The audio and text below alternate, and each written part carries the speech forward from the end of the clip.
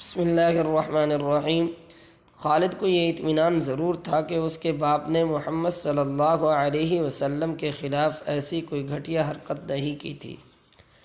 وہ 2 مرتبہ قریش کے 3-4 سرداروں کو ساتھ لے کر رسول خدا صلی اللہ علیہ وسلم کے چچا ابو طالب کے پاس یہ کہنے گیا تھا کہ وہ اپنے بھتیجے رسول خدا صلی اللہ علیہ وسلم کو بتوں کی توہین اور نبوت کے دعوے سے روکے، ورنہ وہ کسی کے ہاتھوں قتل ہو جائے گا۔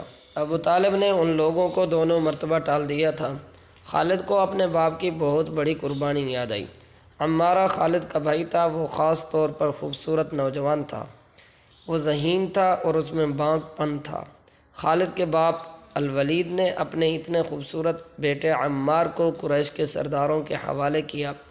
انہوں نے کہا کہ اسے محمد صلی اللہ علیہ وسلم کے چچا ابو طالب کے پاس لے جاؤ اور اسے کہو کہ میرا بیٹا رکھ لو اور اس کے بدلے محمد صلی اللہ علیہ وسلم ہمیں دے دو۔ خالد اپنے باپ کے اس فیصلے پر کانپ اٹھا تھا، اور جب اس کا بھائی عمارہ دونوں سرداروں کے ساتھ چلا گیا تھا تو خالد تنہائی میں جا کر رویا تھا۔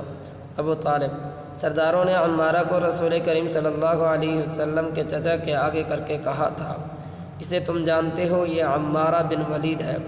تم یہ بھی جانتے ہوں گے کہ بنو ہاشم نے جس کے تم سردار ہو، ابھی تک اس سے جیسا سجیلا اور عقل مند جوان پیدا نہیں کیا۔ یہ ہمیشہ کے لیے تمہارے حوالے کرنے آئے ہیں۔ اسے اپنا بیٹا بنا کے رکھو گے تو یہ تمام عمر فرما برداری کرے گا۔ اگر اسے اپنا غلام بناؤ گے تو قسم ہے اللہ کی، تم پر اپنی جان بھی قربان کر دے گا۔ مگر تم اسے میرے حوالے کیوں کر رہے ہو؟ ابو طالب نے پوچھا۔ کیا بنو مخزوم کی ماؤں نے اپنے بیٹوں کو نیلام کرنا شروع کر دیا ہے؟ کہو اس کی کتنی قیمت چاہتے ہو؟ اس کے عوض میں ہمیں اپنا بھتیجا محمد صلی اللہ علیہ وسلم دے دو۔ قریش کے ایک سردار نے کہا، تمہارا یہ بھتیجا تمہاری رسوائی کا باعث بن گیا ہے۔ اس نے تمہارے آباء و اجداد کے مذہب کو رد کر کے نیا مذہب بنا لیا ہے۔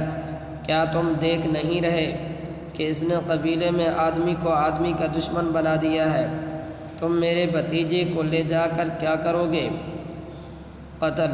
قریش کے دوسرے سردار نے جواب دیا، ہم محمد صلی اللہ علیہ وسلم کو قتل کریں گے۔ یہ بے انصافی نہیں ہوگی۔ تم دیکھ رہے ہو کہ ہم تمہارے بھتیجے کے بدلے تمہیں اپنا بیٹا دے رہے ہیں۔ یہ بہت بڑی بے انصافی ہوگی۔ ابو طالب نے کہا، تم میرے بھتیجے کو قتل کرو گے اور میں تمہارے بیٹے کو پالوں گا اور اس پر خرچ کروں گا اور اسے بہت اچھی زندگی دوں گا۔ تم میرے پاس کیسا انصاف لے کر آئے ہو؟ میں تمہیں عزت سے رخصت کرتا ہوں۔ خالد نے جب اپنے بھائی کو اپنے سرداروں کے ساتھ واپس آتے دیکھا اور سرداروں سے سنا کہ ابو طالب نے یہ سودا قبول نہیں کیا تو خالد کو دلی مسرت ہوئی تھی۔ محمد صلی اللہ علیہ وسلم کا تم نے کیا بگاڑ لیا تھا؟ ابو سلیمان۔ خالد کی ذات سے ایک سوال اٹھا۔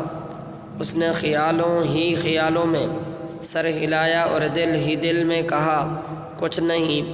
بے شک محمد صلی اللہ علیہ وسلم کا جسم طاقتور ہے، لیکن رکانہ بن عبد یزید جیسے پلوان کو اٹھا کر پٹکنے کے لیے صرف جسمانی طاقت کافی نہیں۔ رکانہ بن عبد یزید رسول کریم صلی اللہ علیہ وسلم کا چچا تھا، جس نے اسلام قبول نہیں کیا تھا۔ یہ عرب کا مانا ہوا پہلوان تھا۔ نامی گرامی پہلوان آئے جنہیں اس نے ایک ہی داؤ میں پٹک کر اٹھنے کے قابل نہ چھوڑا۔ وہ وحشی انسان تھا، صرف لڑنا مارنا جانتا تھا۔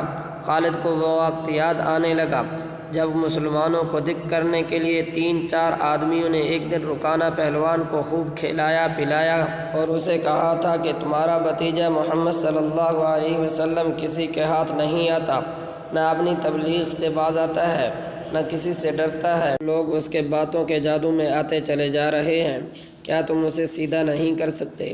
کیا تم میرے ہاتھوں اس کی ہڈیاں توڑوانا چاہتے ہو؟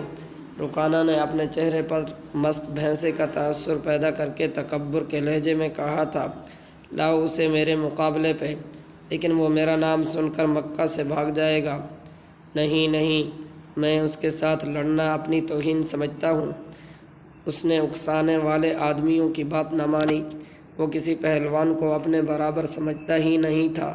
مسلمانوں کے دشمن خاموش ہو گئے، لیکن سوچتے رہے کہ رسول خدا صلی اللہ علیہ وسلم کو رکانہ کے ہاتھوں گرا کر آپ صلی اللہ علیہ وسلم کا تماشا بنایا جائے۔ مکہ کے یہودی خاص طور پر رسول اکرم صلی اللہ علیہ وسلم کے دشمن تھے، لیکن وہ کھل کر میدان میں نہیں آتے تھے۔ وہ خوش تھے کہ اہل قریش آپس میں بٹ کر ایک دوسرے کے دشمن ہو گئے ہیں۔